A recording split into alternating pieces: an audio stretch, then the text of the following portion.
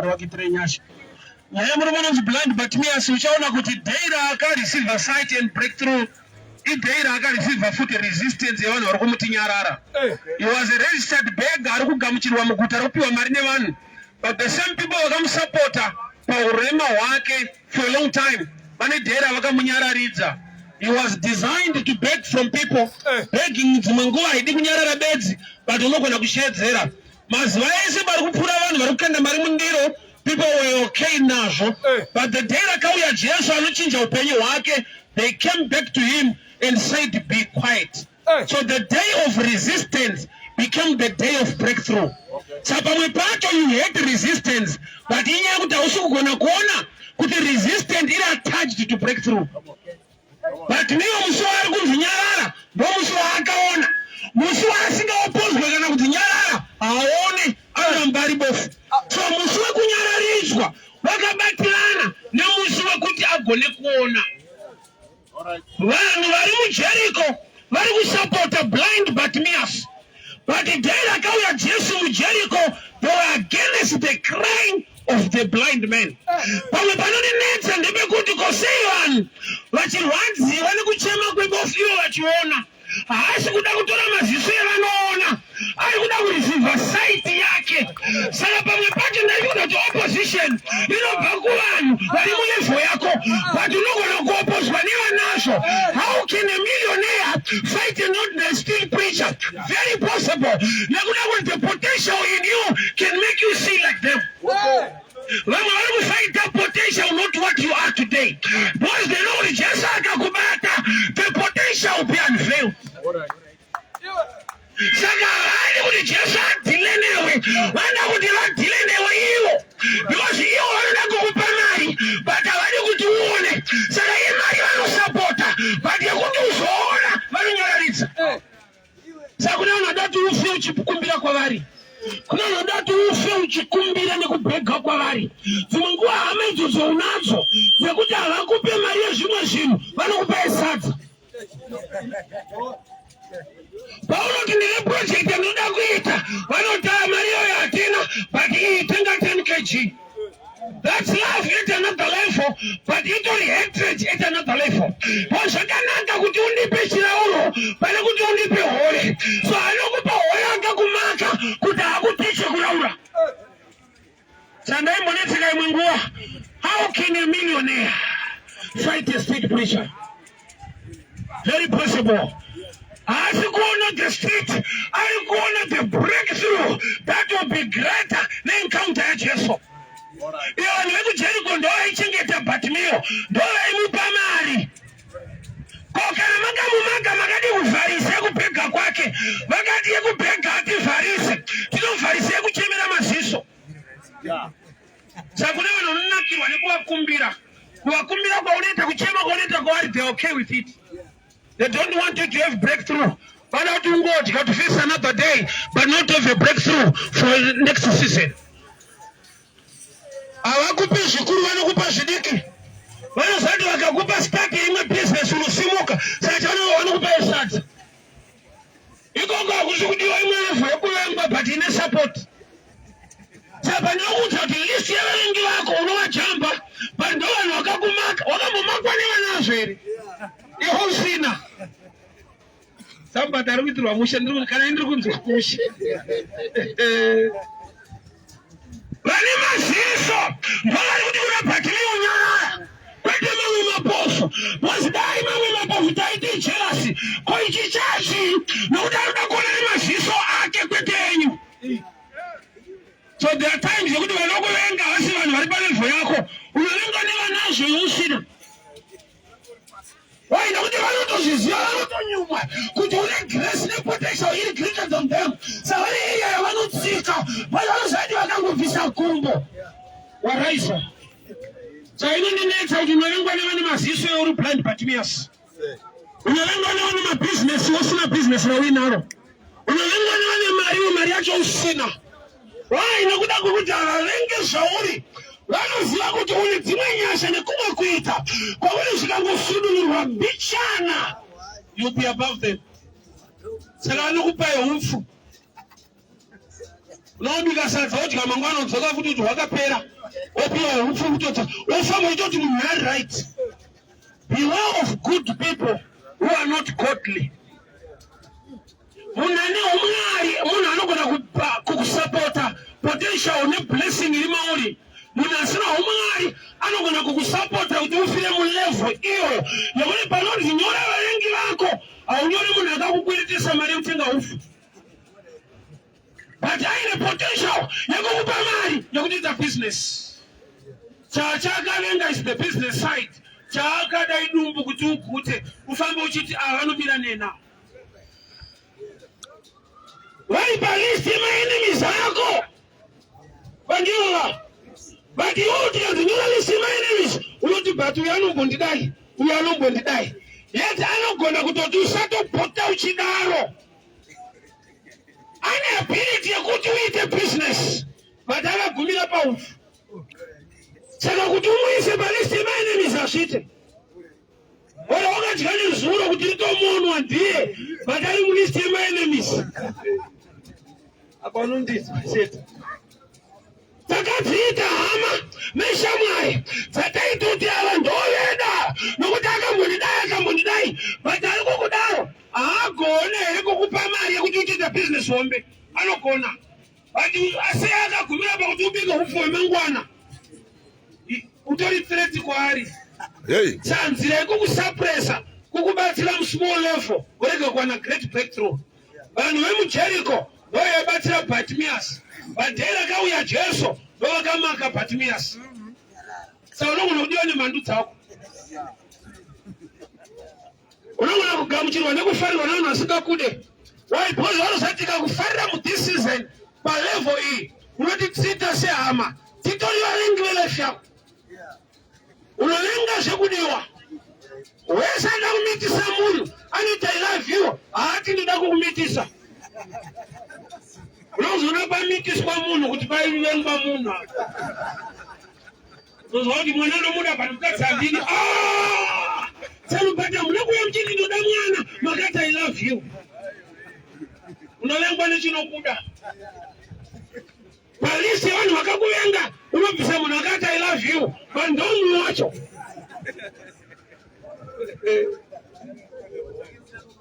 Ari kuramba munhu asi haana kuti ndakakumaka akati I love you. Nyaya netsa anoti ini mwana ndogona kusapota ndomuda but mukadzi handini. Pachawakatanga wada chi ndakada mukadzi wandakamaka kuti ndiwane mwana wandoda. Saka mukadzi wandakamaka ndakangomuti I love you. Ndakati mulife chiri more dangerous kudiwa. Akuvenga unogona uri defensive side kudhara.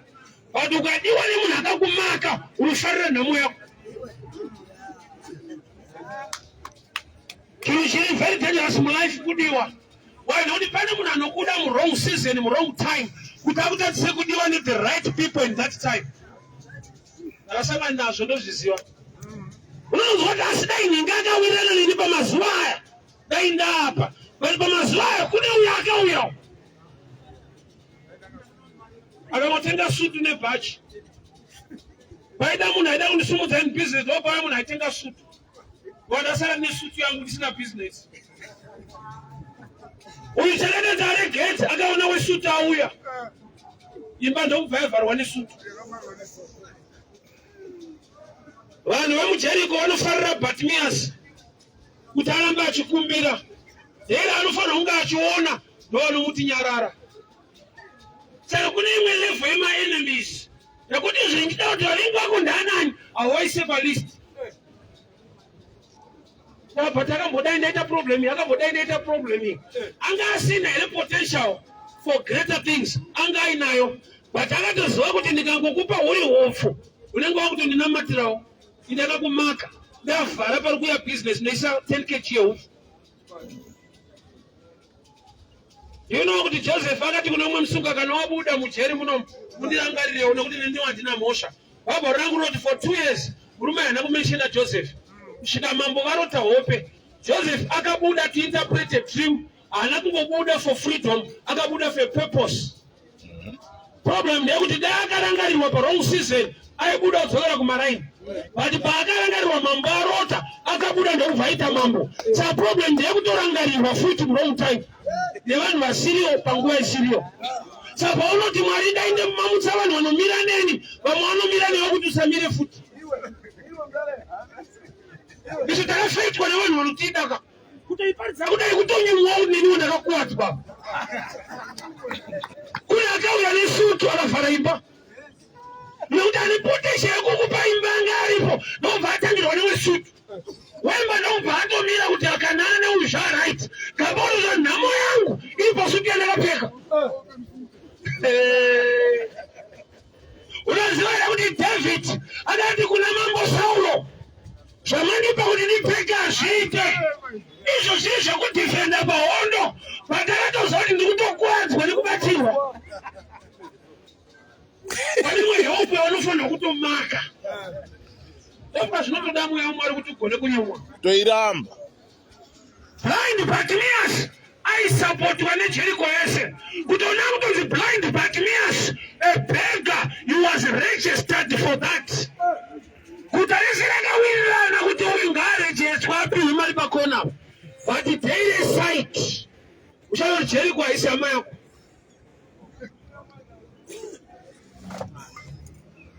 era ndaenda kuIsrael the last place yatakagara kuJeriko and I'm sure you all know Jericho iri kuPalestine aisimisa kaIsrael kaniki that's place yatakaenda ndiko kuJeriko ndiko ndakati Mwari I need the revelation of this place chibononzi Jericho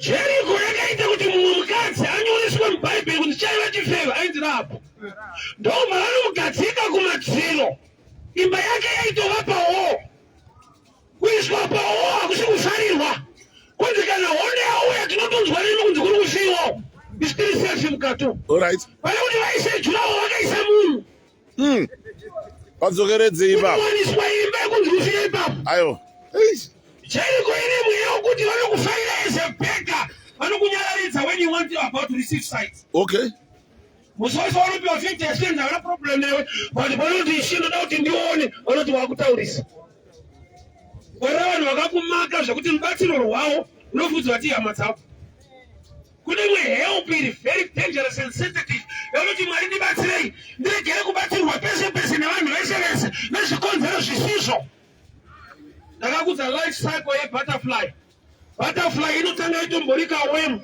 inogara mukaplastic inonzi cocoon inofanirwa kubreka yobuda yozova nefeathers yobhururuka somebody helped the worm ndobva abreaka the cocoon nescissors kaworm pakakabuda kanaita tours kakafa ndobva arisecha kuti sei kana kakafa indabatsira tikanzi pakanobuda kachirwadziwa wachibreaka cocoon kari kusendera mamuscles to fly saka pawatobatsira wakauraya akasumuke saka kune help is dangerous paunoti Mwari noda mubatsiri akafanira kusaka Mwari wakati Adamu akatsvagirwa mubatsiri kwete mubatsiri chete akafanira kune vabatsiri vasina kufanira but vari mahelpers vanokuuraya amene ari kundipwa na problem yako ndeyekuti wakabatsirwa but nemubatsiri asina kufanira Mwari vakatsvaga mubatsiri kuna Adamu kwete mubatsiri chete a rightful helper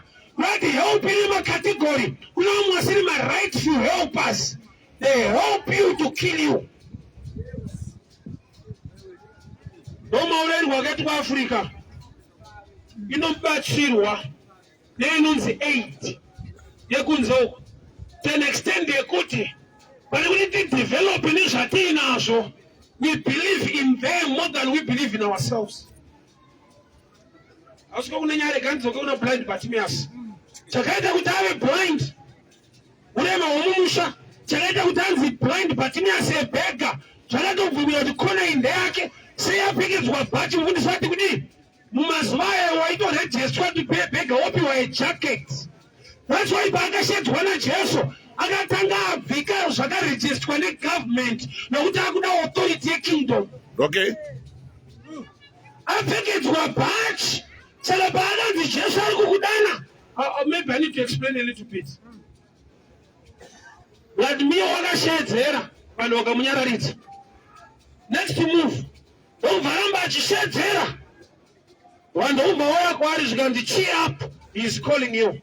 The same people vamuti be quiet ndovakazodzoka vakuti cheer up, he is calling you. Sei agona kubhalansisa message yekutanga yanzi nyarara akritisaiza, yechituya yanzi cheer up awirana nayo.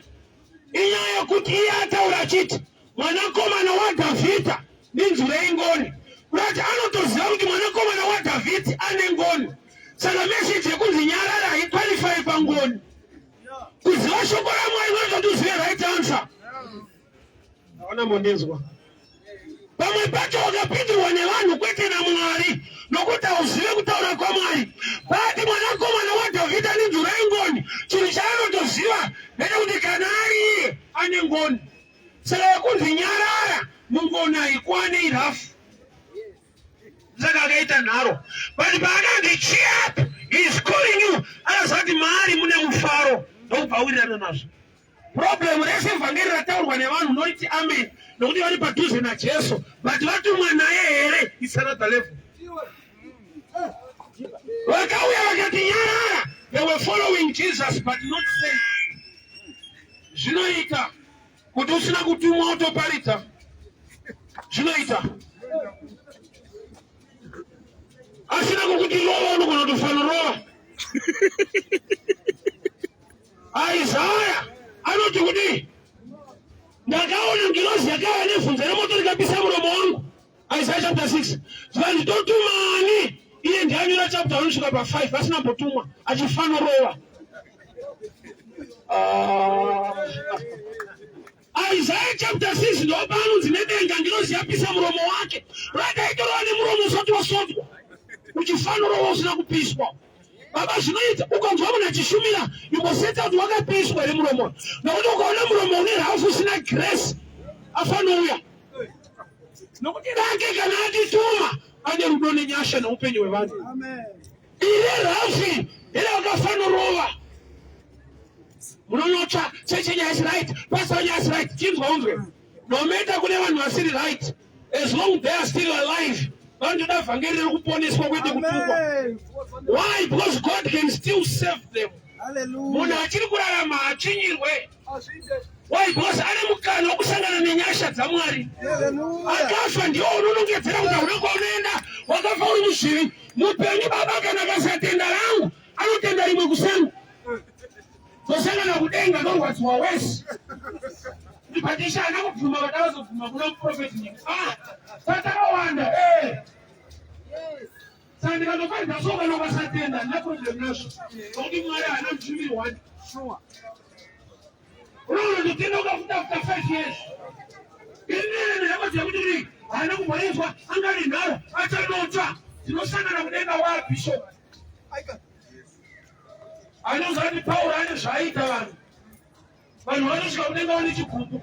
Panyika panatadza kunamata unatsani waitirova vakatoraya vamwe vanhu. Mwari woti ndani munhu iyeyo? Onzi aiwa ainzi Sauro. Kudenga hakuna Sauro kuna Pauro. Kana munhu ava munashe ava chisuka chitsva. Munoripotera Pauro asisaexiste. Sauro iye ava Pauro. Pauro anobva ati kudenga pacha. Woti zvinhu zvaitirova onzi vaEfeso ndovaKorinde. Hello, nebhaibheri. So blind Bartimaeus, vanhu vakamuti nyarara, they were the same people vaisa mari mundiro. Beware of wrong followers whom you trust today but vane hidden agenda. Faro mukungwara kwake akati kumamidwife ananyamukuta pese pataberekwa vana nemunotaimira pakaberekwa mukomana muuraye. Kuva midwife iqualification yekugona kusunungutsa munhu ane nhumbu. But nyangwe vanga vari qualified, they were instructed to kill.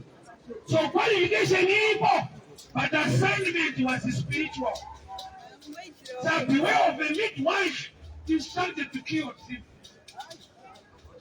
You are naturally you trust a midwife. Spiritually you must be alert.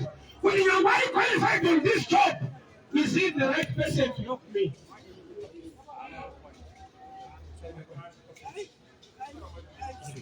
So wakanyaradzwa blind Bartimaeus ndovaitwa mari everything.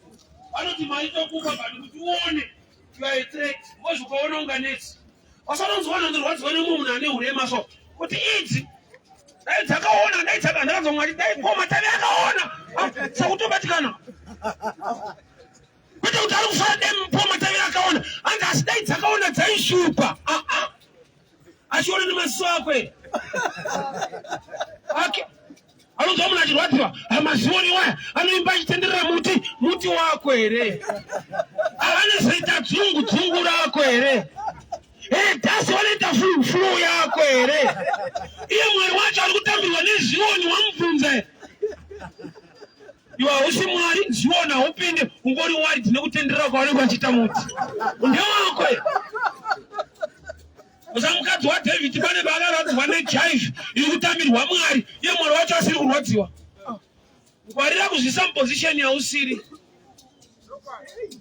Vanhu vari kuzvinamatira Mwari. Mwari wacho wamubvunza ere kuti Ishe unamatwa kwaufa? Hauna. Ungori kuti havapinde denga. Asi manamatiro acho dai vana formula yekunamata inozikanwa neanonamatwa wacho. Hallelujah. Mwari ndakati inenge rafu. Mwari anoda munhu wasingade. Waza usi Mwari kauri munhu. Chanomudira uchizive. Tinomwe mudhara kumashure akazoshaya hake. Vanhu vanga vaneta naye. Dai yafa wakamwenye potatofa. Dai yafa achidhonta akapinda 100 years. Vanhu vairira kuti afe wakatanga kuma 80 kuma 90 95 98 waya apinda popo. Kwenda ari kutofa mudhara kana Mwari vada zvawo. But haasi bhokwa uri but haumupe life. Osa kana uri rota ukarwadziwa nerimwe hauripe notice unopopota chete. Vanhu public opinion vanotaura zvavanoda but ane upenyu hwako muruoko rwake ndiJehovha. Hallelujah. Bartimaeus yadainzira vanhu vamuti nyarara. You must learn from blind Bartimaeus. Chicha akagona akazoti public opinion andabasa nazvo. Vari kuti nyarara vasione kuti ndione asione maziso angu. Saka kudana kuna Mwari anondipa maziso kwete kuvanhu vanonyararidza vachindipa cash ndichirimena ndiri blind. Ko vanhu vanozoti kudii wega wagona una vanotaura ukatotenga masofa izvezvo ukaenda nawo manheru vanoti zvekuba zvakuya ukarega nitenge nimukire mangwana kusengene nawo kuseni wanzi kutomukira tichangomuka kuti tese tione safunga kwako nguva yemasofa enguwai unofa chigara pachitini ukatamba nepublic opinion. Bartimaeus nyarara nanani vaimupa mari. Kosa munhu anokupa mari ane power palife yako. Svika wakuziva Mwari. Vari kumuti nyarara vaitombomupa mari but dheri anofanirwa kuwana sight. Vanobatwa nemwoyo kuti nyarara. They know kuti breakthrough yesight iri dangerous than breakthrough yekuva nemari uramba uri blind. Kachona yaanokupa ndeyehofu akaramba yekuti utange business. Anoziva potential nekungwara kwako nekugona kwako. Saka chaakaita akangoti ka 10 kg kerora.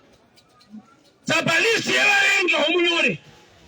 Vanhu vemwe level yevavengi vanosapota zvisina basa ovenga zvine basa. Akakukweretesa mari kubhawa ada kuti utenge imwe koti kwete unobvisa school fees. Unoziva kuti wakuita musoro nemari yangu haibvumirwe here kuita musoro. Ndamba kukwereteswa mari kubhawa kaya. Panangoti ndakwenda nayo kumba zanzi atidaro. Kana wandipa nditi ya yangu. Beware of good people who are not godly. Blind Bartimaeus vanhu vakamuti nyarara. Vanotoona. Vaitomupa mari. Se vari kuti nyarara. Daily breakthrough. It daily need too much criticism. Mwari atibatsira tava ne boldness to cry out to him. God bless you. Nombo paridza panapa.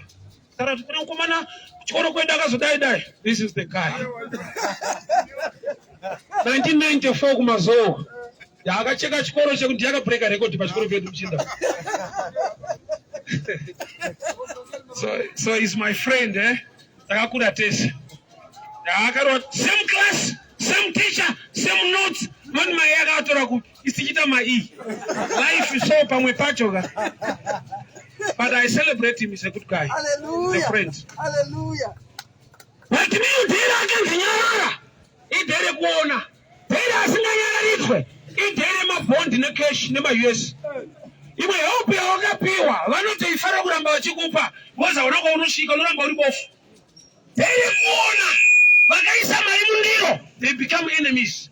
Beware of good people who are not godly, who will help you to a level that you die like this. Aye. Tano go kukwaletea samari hofu. Uga nini project baba nyoshanda kuronga.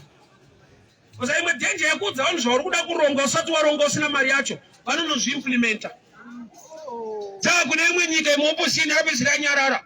Vozvaaitaura ndozvaizoitwa nevari panyanga. Imwe nyika. Unotaurisa ka imwe nyika.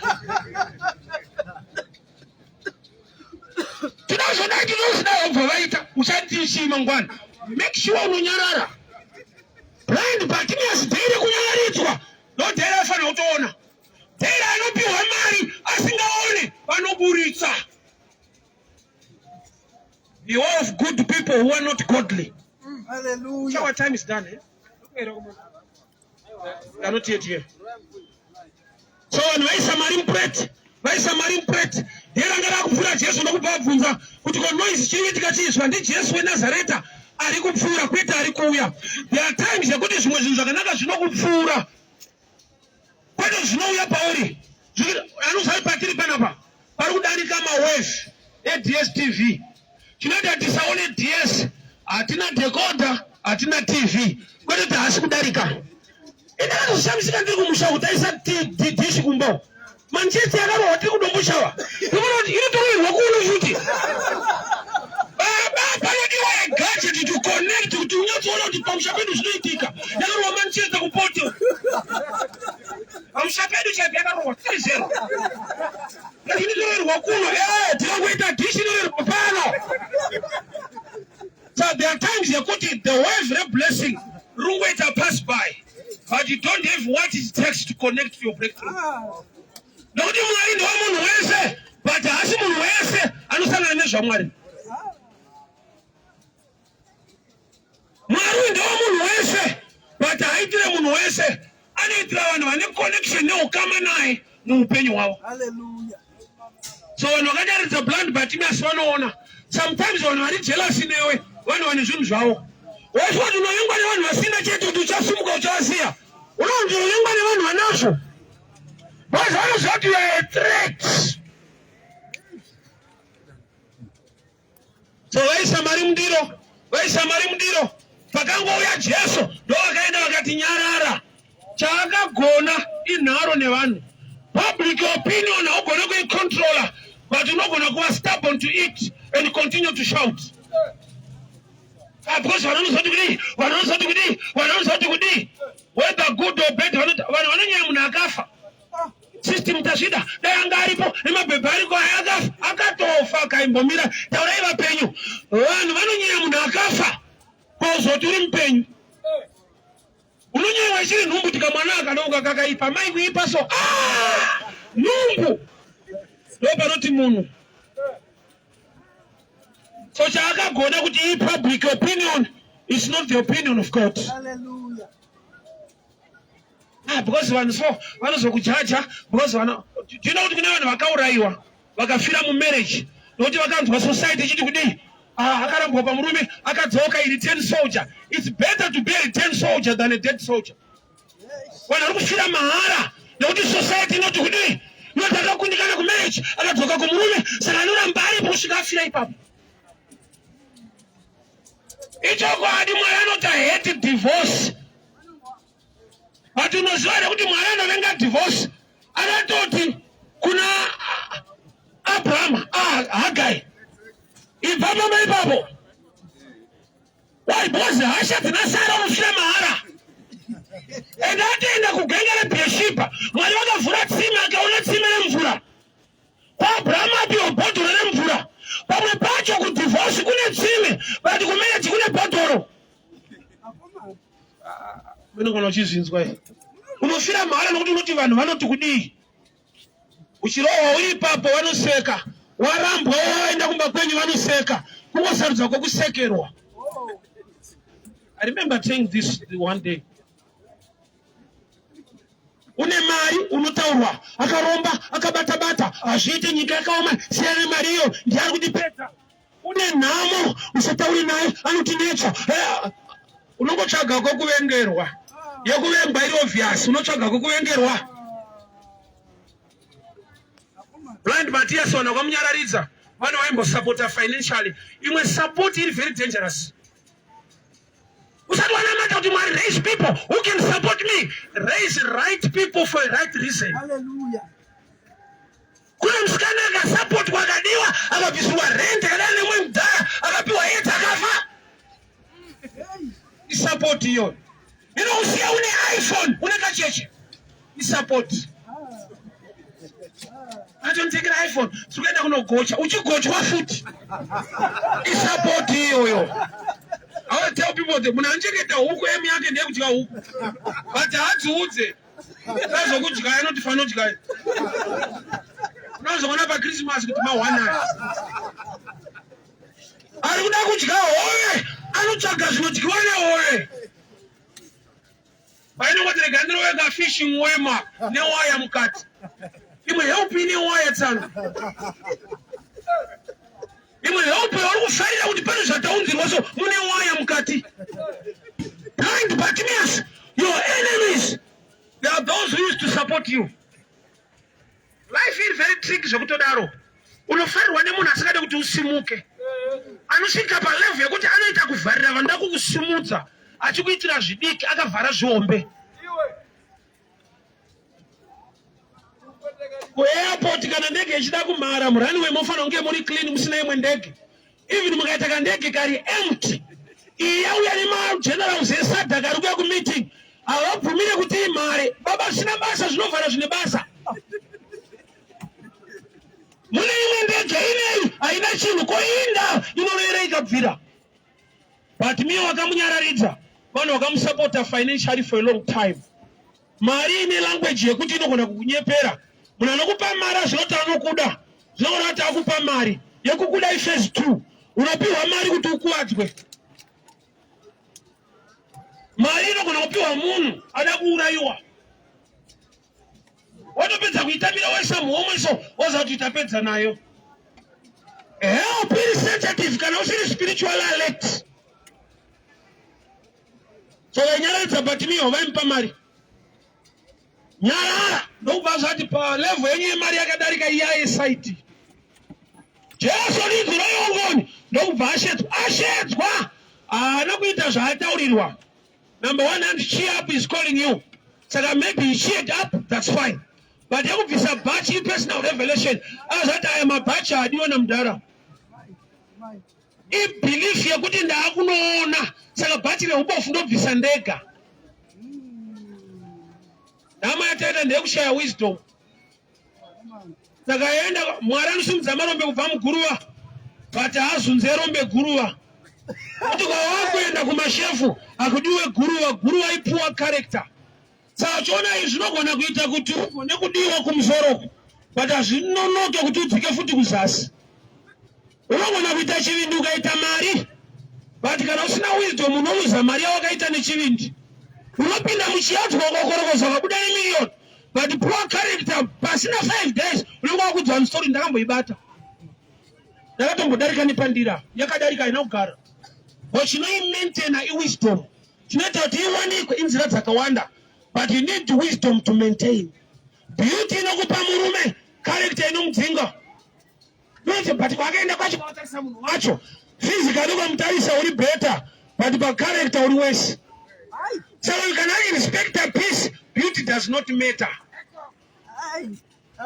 Mukaona munhu wacho wakatora so unotomunyarira ari kuzorora kwakanaka. Ora yoti vakasiwa munhu kwaenda kuri wese. Why boss vanojaja kutarisa kwavanoita munhu. So Bartimaeus akanyararidzwa akaramba kunyarara nevanhu vamupa mari. Vamwe vacho inoita vakunyararidza vane mari dzavakakupa. Saka una breakthrough unongwa kuti but ndozodii ndiye akatondirentera ndiye akazondidai. Vakuru kana yanyaya yedestiny yako site kupiwa mari uchiramba uri blind. Kupiwa mari uramba uri both problem ndei akubata ruoko ane mashares pinda mtown. Omroti kamfana kakubata bofu achimira pa robot akana zvakari kuwana. Kashareholder. Kashareholder. Yabuda yo zvinowirirana ende wese yabuda yacho ndonitanga kuiona. Mazoti vanovharwa sei nafanira kubata ruoko mainzwa tsitsi. Pa 50 unozibatapiwa 10. Unoramba sei? But mimi kuti achiona manje mashareholder anoita loss. Sanomunga vakamuti nyarara mashareholder.